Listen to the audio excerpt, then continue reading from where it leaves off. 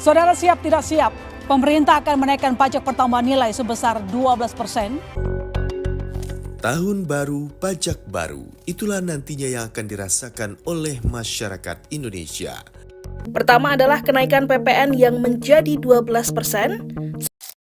Baru-baru ini, pemerintah Indonesia menetapkan kenaikan PPN sebesar 12% yang akan diberlakukan pada tanggal 1 Januari 2025.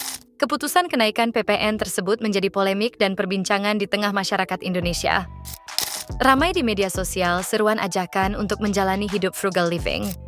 Bukan hanya sebagai pilihan hidup, seruan frugal living yang ramai di media sosial adalah bentuk kecaman diam-diam atau kritik terhadap pemerintah, dan sebagai bentuk kekecewaan masyarakat terhadap kebijakan yang membebani rakyat kecil. Tapi, tahukah kamu apa itu frugal living? Dan apakah frugal living itu sama dengan pelit?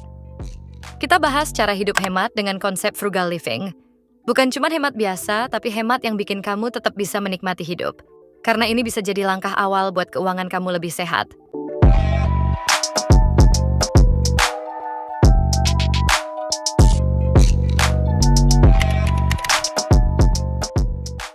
Hidup hemat atau yang biasa disebut frugal living adalah cara kita mengelola uang dengan bijak.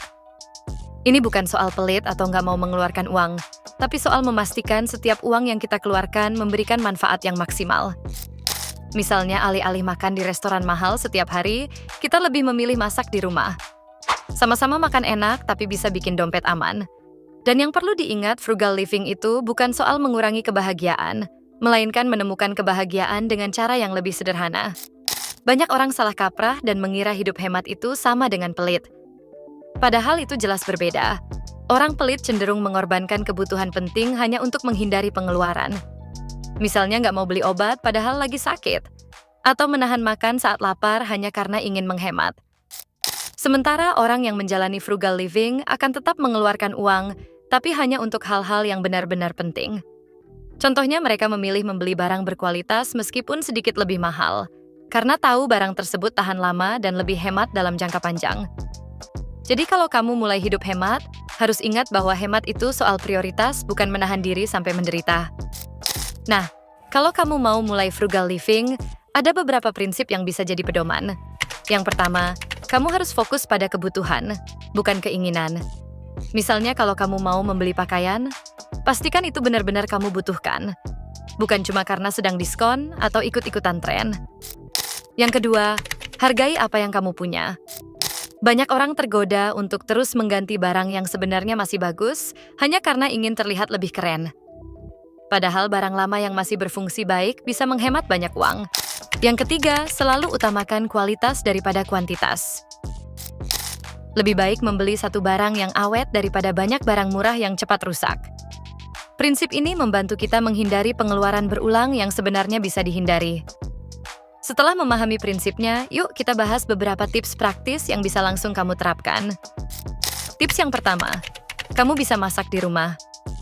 Selain lebih hemat, masak sendiri juga lebih sehat karena kamu tahu persis bahan apa yang digunakan. Tips yang kedua, selalu bawa botol minum sendiri kemanapun kamu pergi. Ini kelihatannya sepele, tapi kalau dihitung beli air mineral setiap hari bisa menghabiskan ratusan ribu sebulan. Yang ketiga, belanja dengan daftar. Jangan pernah pergi ke supermarket tanpa rencana, karena biasanya kita akan tergoda membeli barang-barang yang sebenarnya nggak kamu butuhkan. Yang keempat, manfaatkan promo atau diskon dengan bijak. Tapi ingat ya, jangan kalap kalau mau berbelanja dengan promo atau diskon, beli hanya barang yang memang sudah ada di daftar kebutuhanmu. Sekarang kita masuk ke salah satu bagian terpenting, yaitu cara mengelola keuangan dengan bijak. Salah satu metode yang direkomendasikan adalah metode 50-30-20.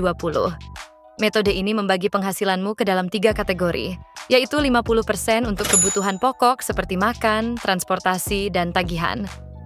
30% untuk keinginan, seperti hiburan atau jalan-jalan, dan 20% untuk tabungan atau investasi. Dengan membagi penghasilan seperti ini, kamu bisa lebih terorganisir dan punya cadangan dana untuk masa depan. Jangan lupa juga untuk mencatat pengeluaran harianmu. Kadang pengeluaran kecil seperti ngopi di kafe atau beli cemilan ternyata menguras lebih banyak uang daripada yang kita sadari. Selain membantu keuanganmu, Frugal living juga bisa mendukung keberlanjutan lingkungan. Misalnya, kamu bisa mulai menggunakan barang daur ulang atau beli produk bekas yang masih layak pakai. Ini nggak hanya lebih murah, tapi juga membantu mengurangi limbah. Kamu juga bisa menghemat energi dengan mematikan alat elektronik yang tidak digunakan atau mengganti lampu biasa dengan lampu LED yang lebih hemat listrik. Dan jangan lupa untuk mengurangi penggunaan plastik dengan membawa tas belanja sendiri. Hidup hemat itu nggak cuma soal dompet, tapi juga tentang menjaga bumi agar tetap nyaman untuk generasi mendatang. Jadi, frugal living itu sebenarnya adalah cara untuk hidup lebih bijak, lebih sederhana, tapi tetap bahagia.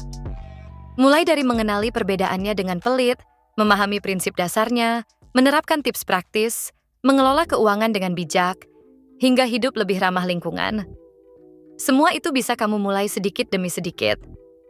Jangan lupa untuk setiap langkah kecil yang kamu ambil hari ini akan berdampak besar buat masa depanmu.